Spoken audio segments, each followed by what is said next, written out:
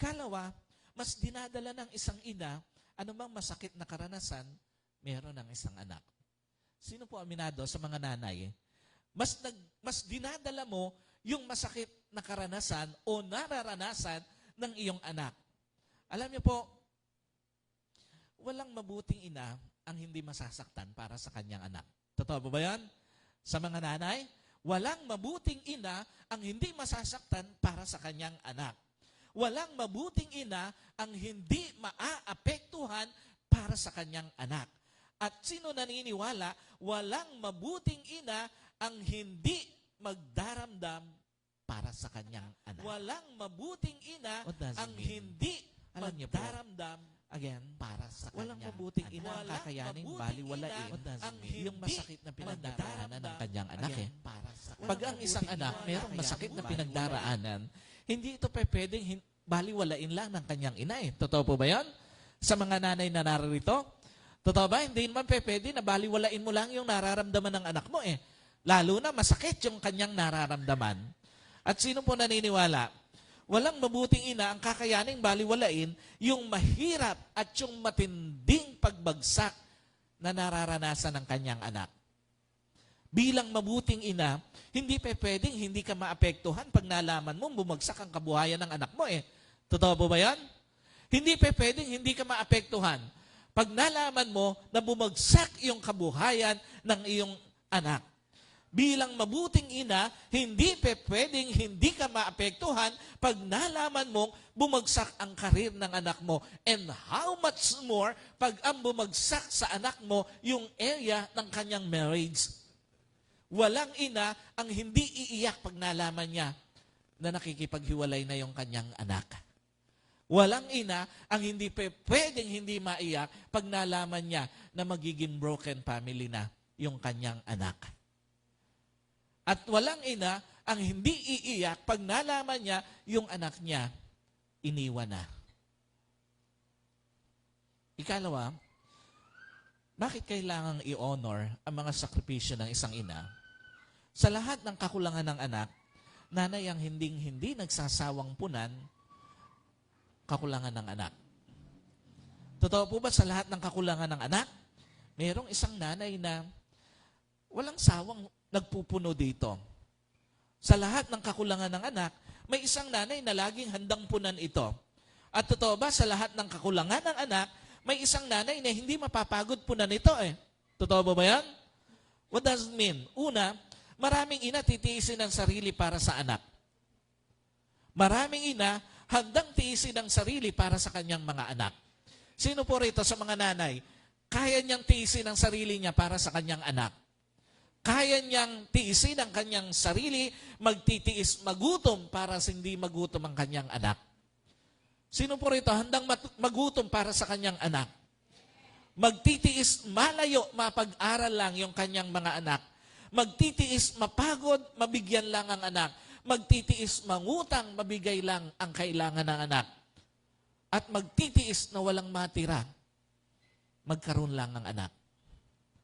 Kaya nga sa lahat ng anak, tandaan niyo po, walang taong kayang tiisin ang sariling gutom para sa iyo, maliban ang magulang mo, lalo na ang iyong ina.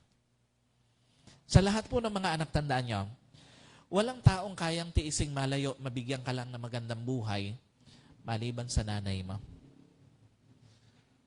At sa lahat ng mga anak, tandaan mo, walang taong handang ibigay lahat-lahat para sa ikabubuti mo, kahit walang matira sa kanya, maliban sa iyong nanay. Ikalawa, maraming ina iisipin muna anak bago isipin ang sarili. Totoo pa ba yan? Sino aminado sa mga nanay? Madalas, bago mo isipin yung para sa sarili mo, mas iniisip mo muna yung para sa anak mo. Alam niyo po, again, maraming mga nanay ang maririnig mo, laging sinasabi sa mga anak, huwag niyo kaming intindihin ang isipin niyo mga sarili niyo. Sino rito nasabi na yun sa mga anak nila? Na huwag niyo kaming intindihin at ang isipin niyo ang inyong mga sarili. Totoo po ba? Maraming mga nanay ang maririnig mo, laging sinasabi sa mga anak, huwag niyo kaming intindihin ang isipin ninyo ang inyong kinabukasan. Ang tanong, bakit nga ba gano'n ang maraming mga nanay? Alam niyo po, nature na yun ng isang ina na laging unahin yung kapakanan ng kanyang anak. Nature na ng isang ina na laging unahin ang ikabubuti ng anak. At nature na ng isang ina na laging unahin makapagpapasaya sa kanyang anak.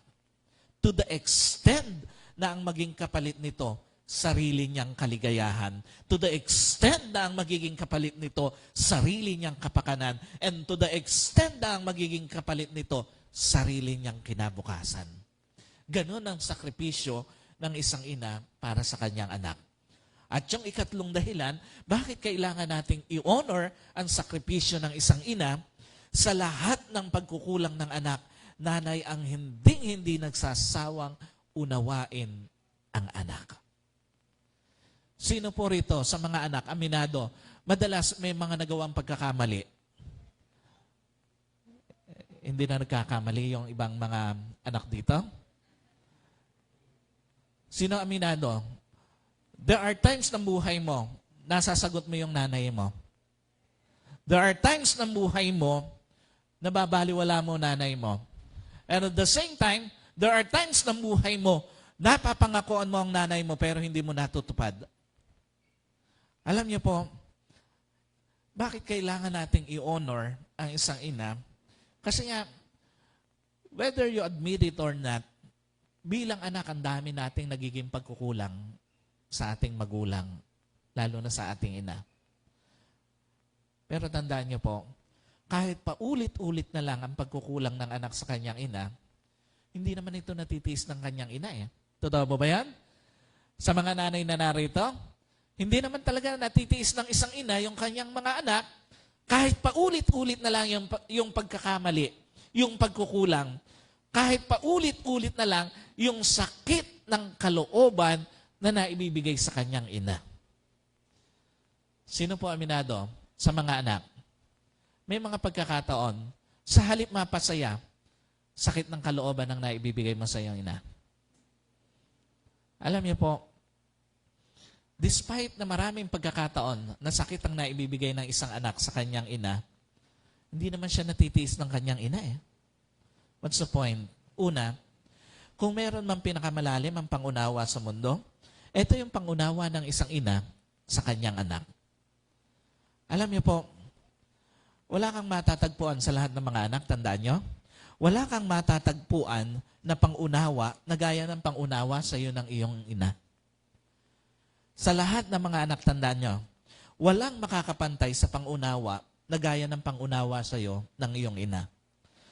At tandaan nyo, sa lahat ng mga anak, walang magagawa o makagagawa na gaya ng ginagawang pangunawa sa iyo ng iyong ina. Pansinin nyo, kahit paulit-ulit mo hindi tinutupad yung mga pangako mo sa nanay mo, sa halip na sumbatan ka, pilit kang inuunawa. Kahit paulit-ulit kang nangangako, pag sweldo mo, bibigyan mo, pero paulit-ulit mo rin binibigo. Sa halip na sumbatan ka, nananahimik lang yung nanay mo. Kahit paulit-ulit kang nangangako, pag may time ka, dadalawin mo, pero kahit paulit-ulit mo rin binibigo, pansinin mo yung nanay mo, hindi naman nanunumbat eh. Nananahimik lang.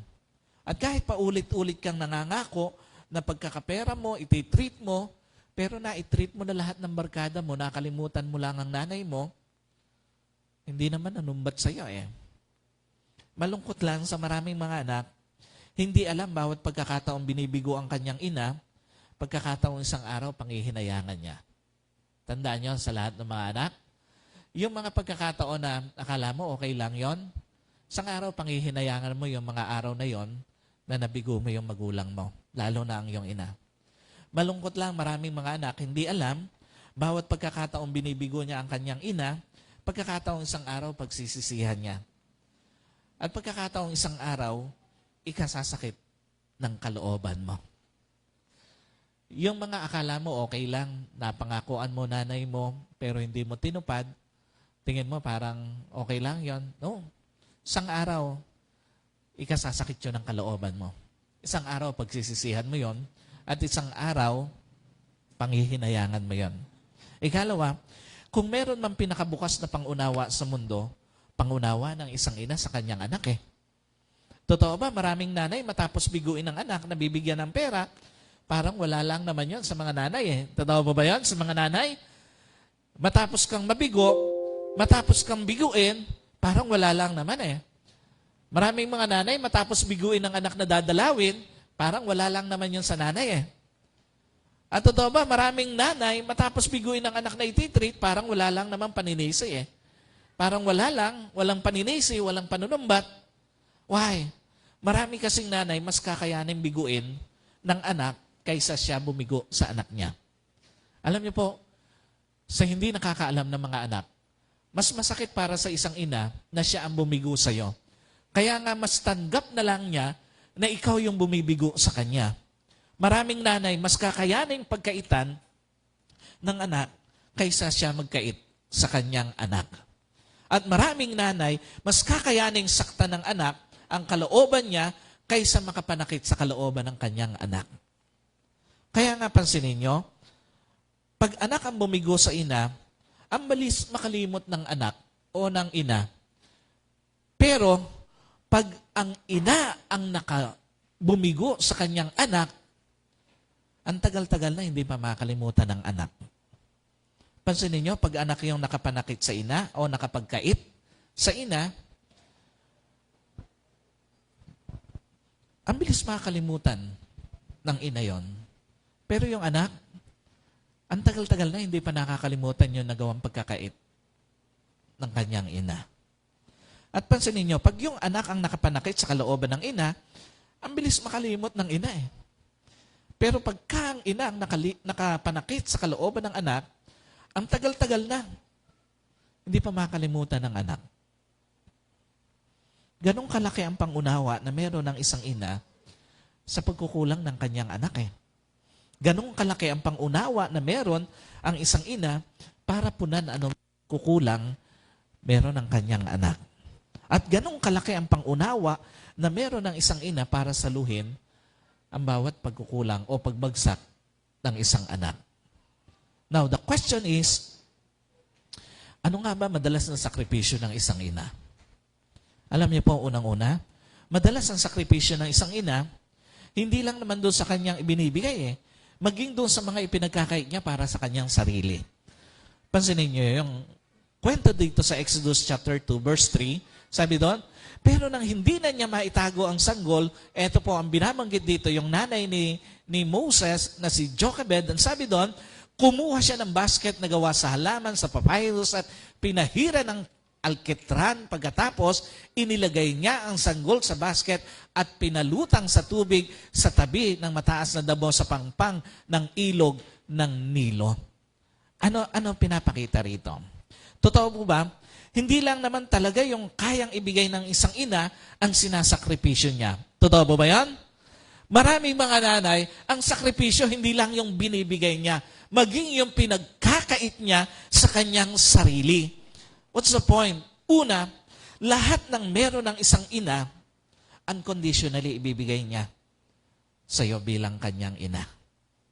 Totoo po ba? Maraming nanay, maraming tao maghahanap muna ng dahilan bago ka bigyan. Totoo po ba yan?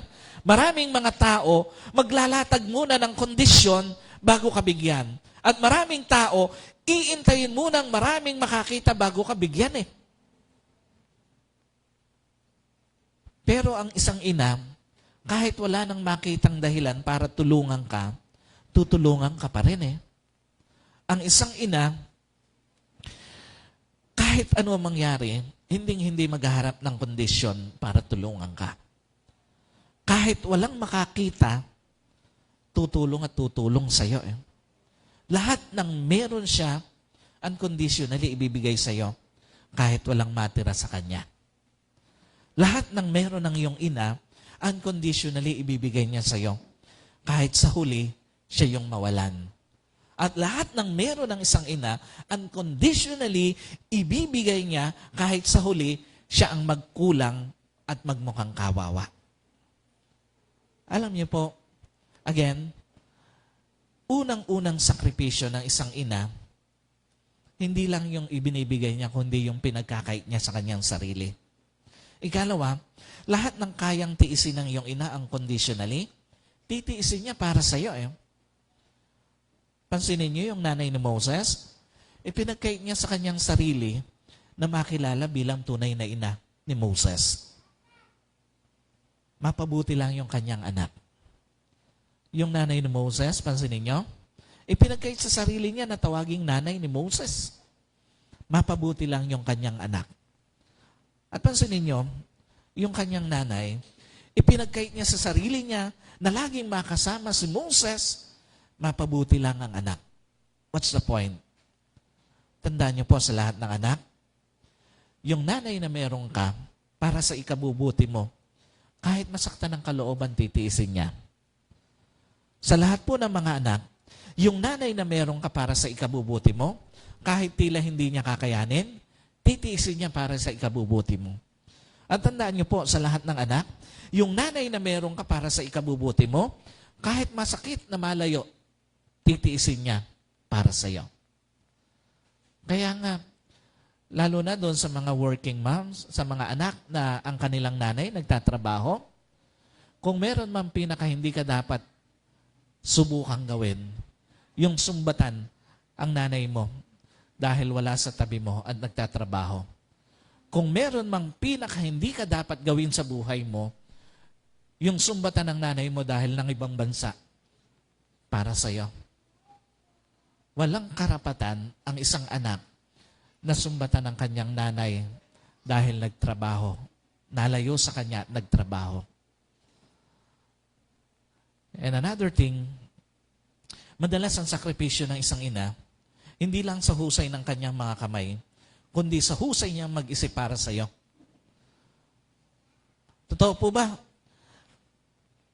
Pag para sa iyo, gagawin lahat ng nanay mo. Sino naniniwala bilang anak? Pag para sa iyo, gagawin lahat ng nanay mo. Sino rito ginagawa lahat ng kanyang nanay para sa kanya? Ano, mga walang kwenta nanay nyo? Walang ginagawa sa inyo nanay nyo? Taas ang kamay na lahat ginagawa ng nanay mo para sa iyo. Sa mga anak. Alam niyo po, again, pag para sa anak, kahit kakaiba maiisip ng isang ina. Totoo ba yun?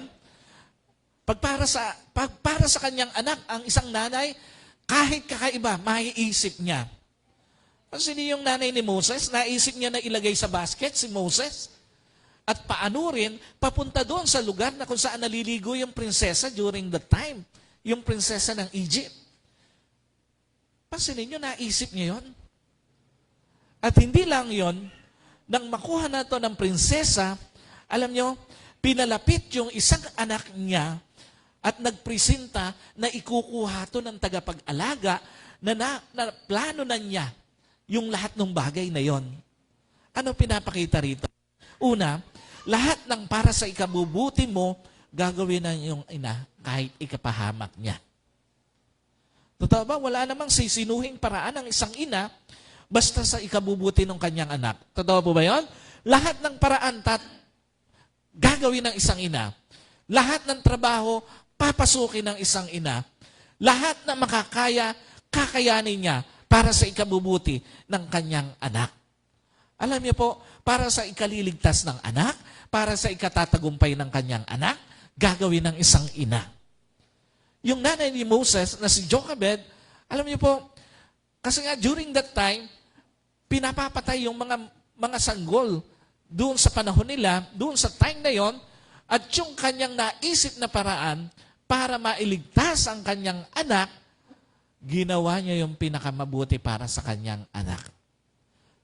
Alam niyo po, kaya nga sa lahat ng mga anak, tandaan niyo, kung bakit hindi mo dapat binabaliwala ang nanay mo, lahat ng naiisip niya para sa ikabubuti mo eh.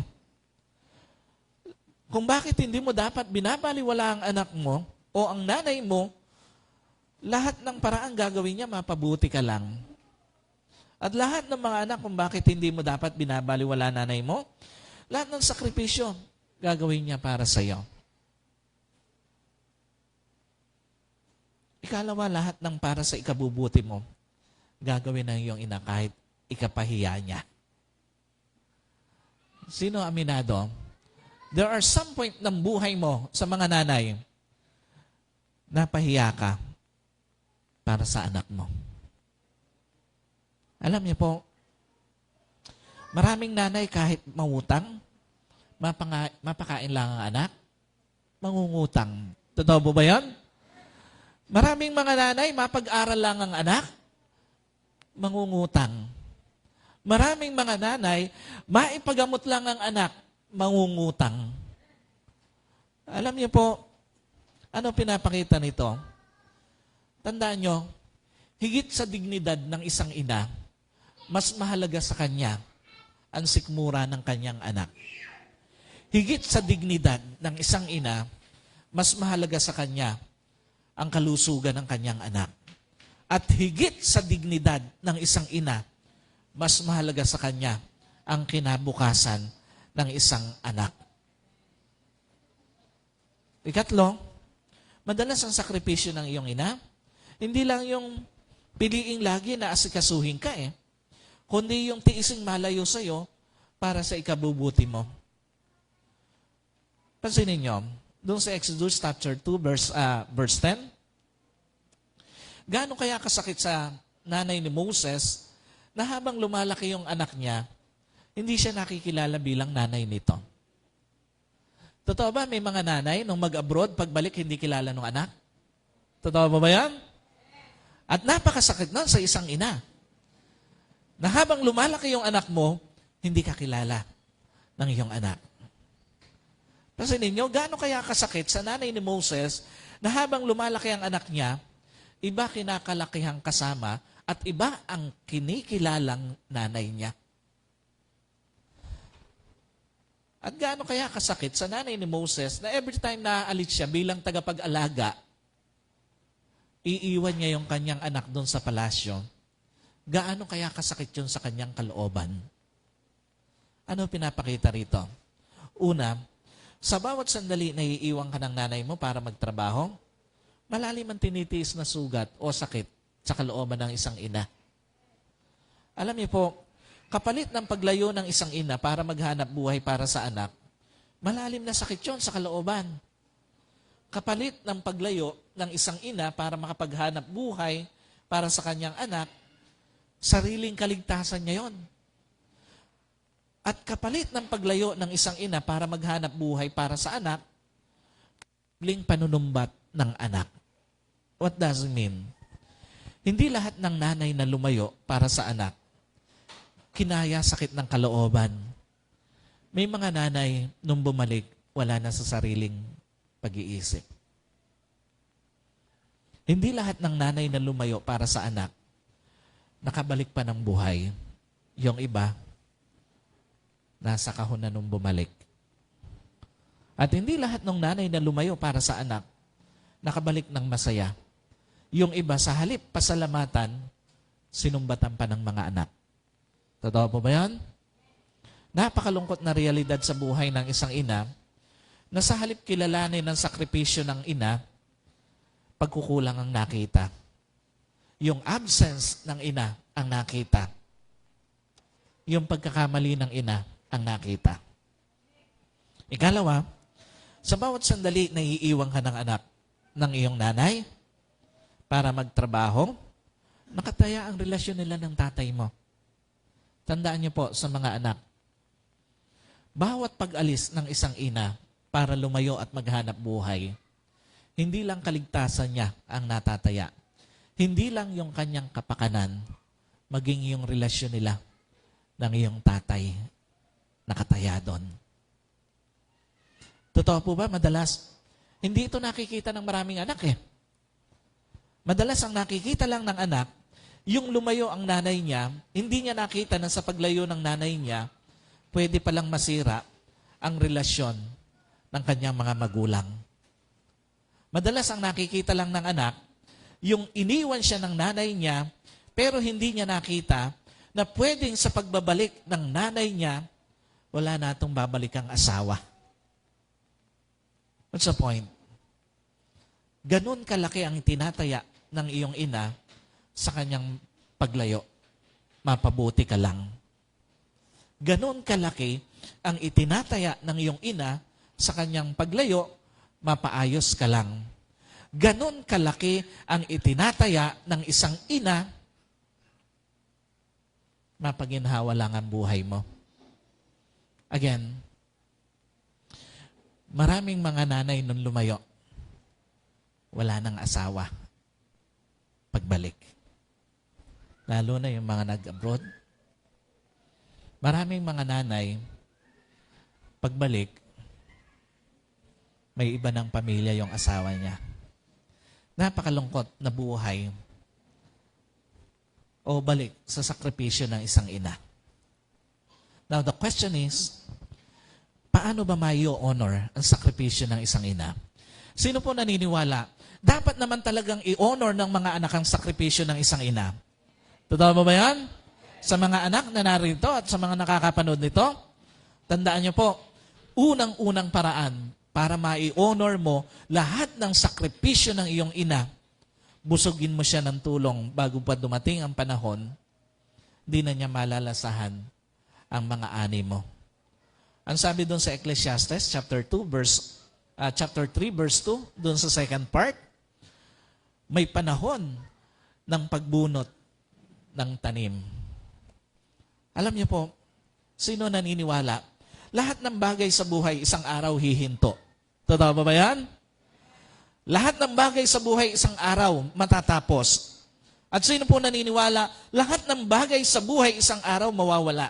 Nothing is permanent in this world. Nothing is permanent in this life, including your chance to bless your mother. Walang permanente sa mundong ito. Walang permanente sa buhay na ito, maging yung pagkakataon na i-bless ang iyong ina, isang araw, lilipas yun. Niniwala po kayo doon sa mga anak?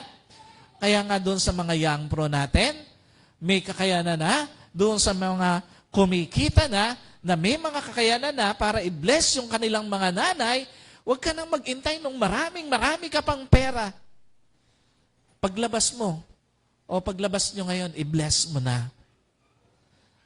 Sino rito gusto niya i-bless yung kanyang nanay paglabas? Sa mga nanay, sino rito gusto niya i-bless siya ng anak niya paglabas niya rito? Alam niyo po, hindi mo kailangan sa mga anak, again, huwag ka nang mag-intay na napakarami mo pang pera, saka mo i-bless ang nanay mo. Again, walang permanente sa buhay. Lahat lilipas. Yung kakayanan, yung chance na ma-bless ang iyong nanay, pwedeng isang araw huminto iyon. Ikalawa, ano pinapakita rito? Una, hindi dapat sinasayang ang pagkakataon na bless ang iyong ina. Sino po naniniwala? Hindi dapat sinasayang, hindi dapat pinalalagpas, at hindi dapat binabaliwala yung pagkakataon na ma-bless ang iyong nanay. Why? Kasi nga, gaya ng sinasabi ni Solomon, sa bawat bagay may kapanahunan, panahon ng pagtatanim at panahon ng pag-ani. Kung dumating na yung panahon ng iyong pag-ani, dapat hindi mo kinakalimutan ang iyong ina. Ano ibig sabihin nito? Isang araw bibigyan ka ng pagkakataon na umani sa buhay. At pag binigyan ka na ng Diyos ng pagkakataon na umani sa buhay, una mong patikimin ng iyong ani ang iyong nanay. Isang araw bibigyan ka ng Diyos ng pagkakataong guminhawa sa buhay. At pag binigyan ka na ng Diyos ng pagkakataon na guminhawa sa buhay, una mong patikimin ng ginhawa sa buhay ang iyong ina. At isang araw, bibigyan ka ng Diyos ng pagkakataon na yumaman. Sa mga young pro natin, sa mga kabataan, sino naniniwala, isang araw yayaman ka? Pag dumating yung pagkakataon na pinayaman ka na ng Diyos, una mong palasapin ng pagyaman yung nanay na nagsakripisyo sa iyo. Huwag yung boyfriend mo. Huwag yung nagpapadala ka sa boyfriend mo, yung nanay mo nakakalimutan mo. Totoo ba nangyayari yon? Madalas, mas naaalala pa yung girlfriend, yung boyfriend, pero nakakalimutan yung nanay. At ikalawa, ang pagtulong sa iyong ina, pinakamakabuluhang pagtulong sa buhay. Sino po naniniwala sa mga anak? Kung meron man pinakamakabuluhang pagtulong sa buhay, yung pagtulong mo sa magulang mo. Totoo po ba yan? Alam niyo po, kung meron mang pinaka-worth na pagtulong sa buhay, pinaka-worth na magagawa mo na pagtulong sa buhay, ito yung pagtulong mo sa nanay mo. Kung meron mang pinaka-worth to remember na pagtulong, yung ginawa mong pagtulong sa nanay mo.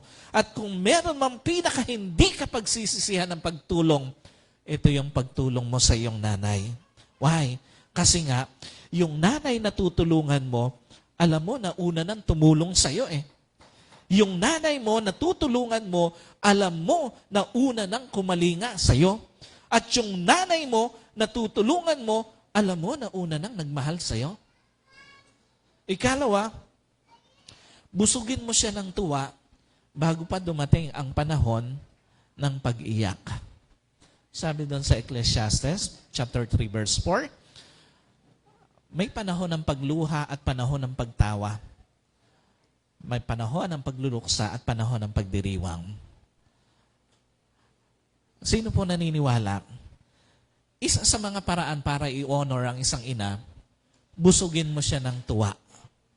Sino po naniniwala? Kaya mo namang mapasaya ang iyong ina. Alam niyo po, isa sa mga hindi dapat ipagkait ng anak sa ina, yung busugin ito ng tuwa. Isa sa mga pinakamagandang pabaon sa isang ina, sa puntong bago siya umuwi sa Panginoon, yung napasaya mo siya sa buhay niya. What does it mean? Ang totoong pagpapasaya sa iyong ina, magagawa mo lang habang kasama mo pa siya o habang buhay pa siya. Huwag mong sasabihin na masaya naman ang nanay mo sa langit sa mga ginagawa mo ngayon para sa kanya. No. Hindi na niya mararamdaman yan. Mapapasaya mo lang naman talaga ang iyong ina habang kasama mo lang siya at habang buhay pa siya. Mararamdaman lang talaga ng iyong ina ang saya na maibibigay mo habang kasama mo pa siya. At mai-enjoy lang naman talaga ng iyong ina ang saya na maibibigay mo habang kasama mo pa siya. What's the point?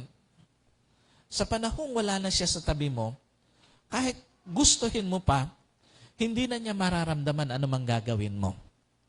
Sa panahong wala na siya sa tabi mo, kahit ibuhos mo pa lahat, mapasaya lang siya, hindi na niya mararamdaman yon. At sa panahong wala na siya sa tabi mo, kahit pilitin mo pang ibalik yung panahon para mapasaya siya, hindi mo na maibabalik yon. Alam niyo po, yung gagastusin mo para sa burol ng mga magulang mo, gastusin mo na ngayon ng maramdaman nila. Yung gagastusin mo, pinagpaplanuhan mo sa pagkakasakit nila, gastusin mo na sa ikasasaya nila. Ikalawa, napakalalim yung iniiwang lungkot sa isang ina o sa isang anak na bigong makagawa ng mga mabubuting bagay sa kanyang ina. Alam niyo po, napakalalim ng lungkot kapag ka nagawa o nabigo kang magawa yung para sa iyong mga magulang. Ang lalim ng iniiwang lungkot ng mga pangarap para sa iyong ina, pero hindi na niya inabutan. Ang lalim ng iniiwang lungkot ng mga magagandang plano mo para sa iyong ina, pero hindi mo na nagawa para sa kanya. Ano tinuturo nito? Bago pa dumating yung panahong iiyakan mo nanay mo dahil sa pag-uwi sa Panginoon, yung magagawa mo ngayon sa iyong ina, gawin mo na. Bago pa dumating yung panahong iiyakan mo nanay mo dahil sa pag-uwi niya sa Panginoon, yung pangarap na meron ka para sa kanya ngayon, abutin mo na. At bago pa dumating yung panahon na iiyakan mo na nanay mo dahil sa pag-uwi sa Panginoon, yung magagandang plano mo para sa nanay mo, gawin mo na ngayon. Huwag mo nang ipagpaliban pa. Dahil pwedeng yung nanay na nasa tabi mo ngayon, sang araw, dinadalaw mo na lang sa puntod. Pwedeng yung nanay na kasama mo ngayon, ka-chat mo, ka-video call mo, isang araw, hindi mo na ma-chat, hindi mo na makaka-video call. Yung nanay na kasama mo ngayon, isang araw sa mga pictures, sa mga videos mo na lang makikita. At isang araw, yung nanay na kausap mo ngayon, isang araw, ala-ala na lang yung pag-uusap nyo. Kaya nga, bago pa dumating yung panahon ng pagluha, pasayahin mo na yung nanay mo. And finally, paano ba ma-i-honor ng isang ina? Busugin mo siya ng panahon bago pa dumating mga huling araw niya. Ang sabi doon sa Ecclesiastes chapter 3 verse 5b, mayroong panahon ng pagyakap at panahon ng paglalayo. Lahat ng tao darating sa huling araw ng kanyang buhay. Sino po naniniwala? Lahat tayo darating doon sa ating huling araw. Lahat ng mahal natin sa buhay, darating sa huling araw ng kanyang buhay. At lahat ng nanay na meron ng isang anak, darating sa huling araw ng kanyang buhay. Kahit gaano pa kasiglang yung ina, darating at darating ang huling araw para sa kanya. Kahit gaano pa kalakas ang iyong ina, darating at darating ang huling araw para sa kanya. At kahit gaano pa ka-untimely sa tingin mo, darating at darating ang huling araw para sa kanya. What's the point? Hindi mo pwedeng dagdagan ang panahon ng iyong ina sa mundo. Pero pwede mong dagdagan ng saya yung panahon na meron siya ngayon. Sa lahat po ng mga anak, tandaan niyo, maaaring hindi mo nga madadagdagan ang panahon ng iyong ina, pero pwede mong dagdagan ng buhay yung panahon na meron siya. Maaaring hindi mo nga madadagdagan ang panahon ng iyong ina, pero pwede mong dagdagan ng liwanag yung panahon na meron siya ngayon. At maaaring hindi mo nga madadagdagan ang panahon ng iyong ina, pero pwede mong dagdagan ng pag-asa panahon na meron siya ngayon. Kasi nga ito ang totoo. Every time na napagkakaitan mo ng panahon ng iyong ina, nababalot ng lungkot yung mga huling panahon ng buhay niya. Every time na napagkakaitan mo ng panahon ng iyong ina, nababalot ng kawalan ng buhay yung mga huling panahon ng kanyang buhay. At every time na napagkakaitan mo ng panahon ng iyong ina, nababalot ng kawalan ng pag-asa yung mga huling panahon ng kanyang buhay. Ganon kagrabe ang impact sa isang ina kapag napagkakaitan ng panahon ng kanyang anak ang kanyang magulang. Ikalawa, tandaan niyo sa lahat ng mga anak, hindi mo pwedeng hulaan huling panahon ng iyong ina sa mundo. Sa panahong hindi mo inaasahan, pwedeng dumating yon. Sino po naniniwala? Maaaring yung pinagpapaliban mong dalaw sa iyong ina, pwedeng huling pagkakataon mo na palang madadalaw ang nanay mo. Totoo po ba yan? Pwedeng yung pinagpapaliban mong paglabas niyong mag-ina, pwedeng huling pagkakataon mo na palang makasalo ang nanay mo. At maaaring yung pinagpapaliban mong pagpasyal niyong mag-ina, pwedeng huling pagkakataon mo na pala na makasama siyang makapasyal. At sino po naniniwala, maaaring yung hindi mo pinapansing tawag, yung hindi mo pinapansing chat ng iyong ina, maaaring huling pagkakataon mo na pala siyang makakausap. Sa lahat po ng mga anak, tandaan mo, nanay mo yung hindi magsasawa na saluhin ka sa mga pagbagsak sa buhay mo. Nanay mo yung hindi magsasawang punan lahat ng pagkukulang mo. Unawain lahat ng pagkukulang mo. At nanay mo ang hindi magsasawang punan lahat ng kulang meron ka sa buhay mo. To the extent na walang matira sa kanya, magkaroon ka lang ibibigay niya.